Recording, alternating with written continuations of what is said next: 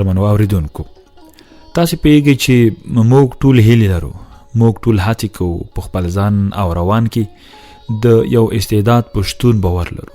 موږ ټول په دې تلاش کې یو چې بدلون رامنځته کړو او نور خلک تر خپل اغیزې لاندې راولو.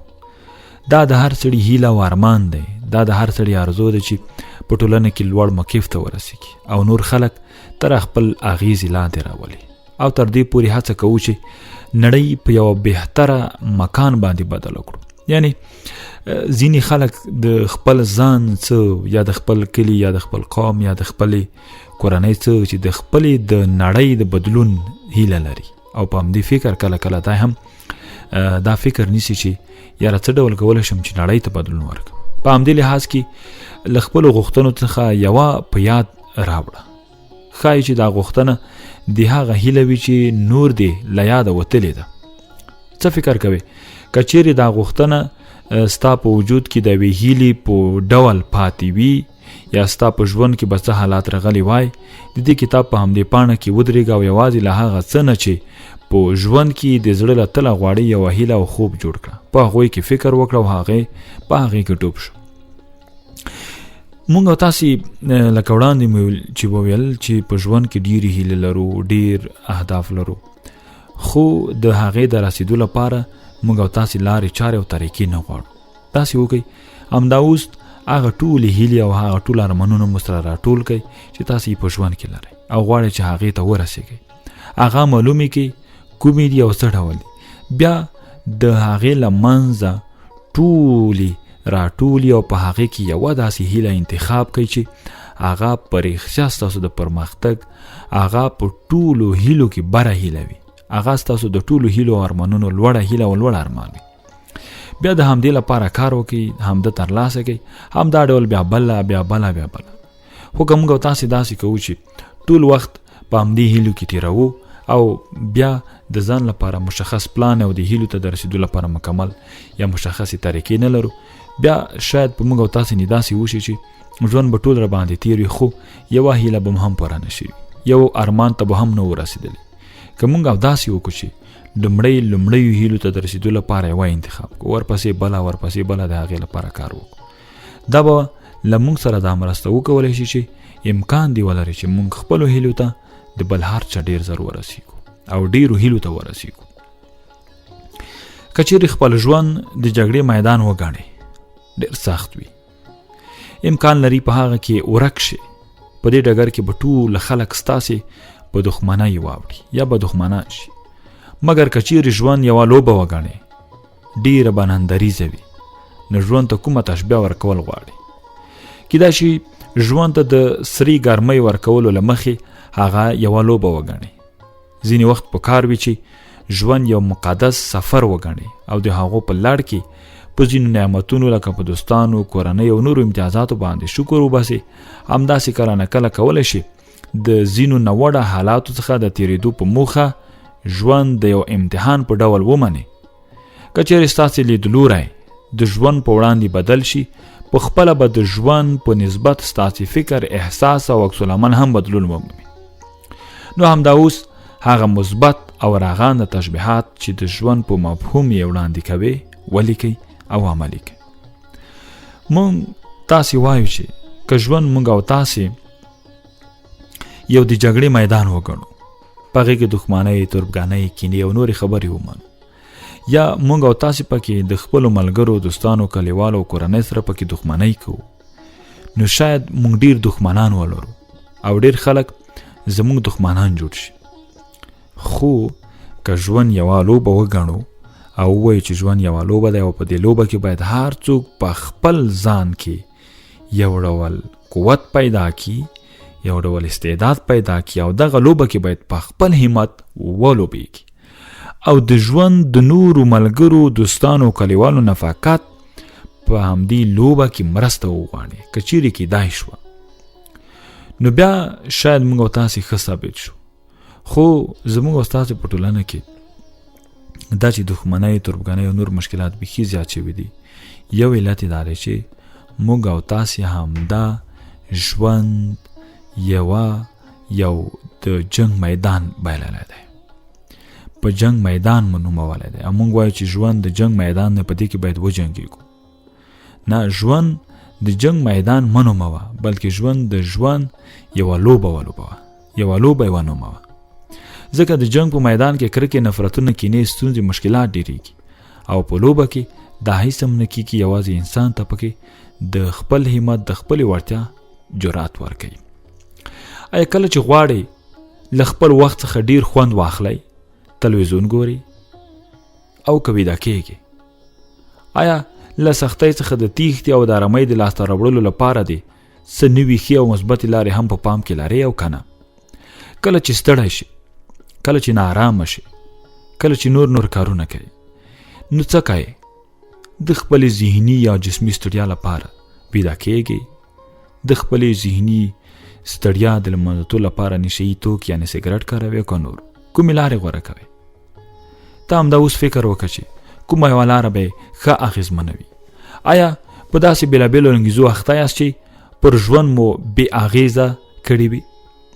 آیا په ژوند کې مو داسې څه شته چې غواړئ ښه توب ورکړئ؟ د بریالیتوب یو طریق دا دی تاسې ژوند وکړئ چې په ډېره اسانۍ سره ترې خوند واخلئ. له کړاو سره کم مخ شئ او تل داسې یو کار وکړئ چې د شاوخوا وګړي هم ستاسو له کار څخه خوند واخلي.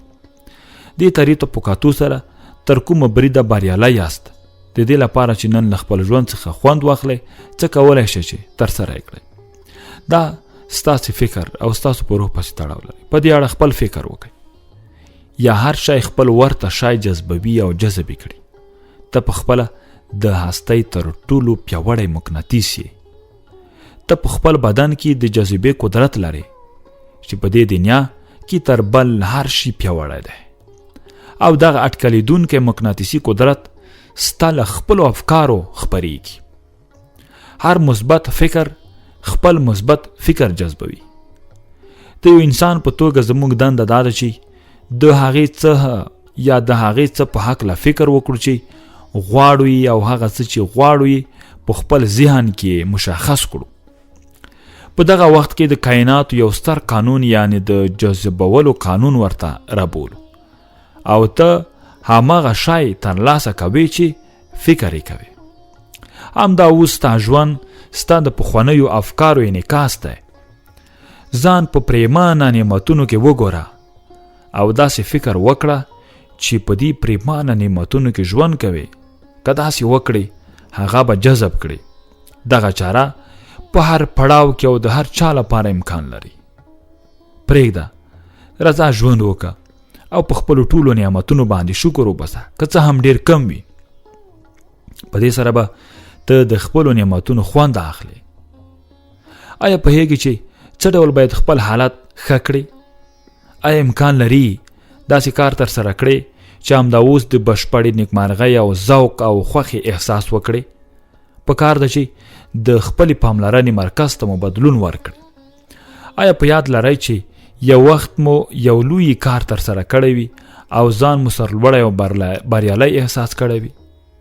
هغه حالت له ټولو جذباتو سره په روښانه او ژوندۍ بڼه په خپل فکر کې انځور کړئ. کوم غړونه مو چې اورېدلې په یاد راوړئ.